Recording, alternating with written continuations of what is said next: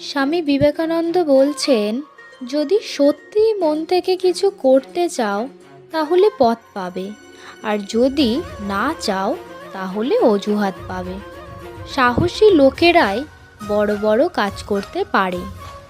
একদিনে বা এক বছরে সফলতার আশা করো না, সবসময় শ্রেষ্ঠ আদর্শকে ধরে থাকো। এমন কাজ করে চলো যে তুমি হাসতে হাসতে মরবে আর জগৎ তোমার জন্য কাঁদবে। আমি বিশ্বাস করি যে কেউ কিছু পাওয়ার উপযুক্ত হলে জগতের কোনো শক্তিই তাকে বঞ্চিত করতে পারে না। শুধু বড় লোক হইও না, বড় মানুষ হও। সারাদিন চলার পথে যদি কোনো সমস্যার সম্মুখীন না হও, তাহলে বুঝবে তুমি ভুল পথে চলছো।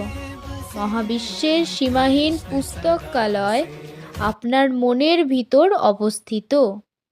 ওঠো এবং ততক্ষণ অবধি থেমো না যতক্ষণ না তুমি সফল হচ্ছ।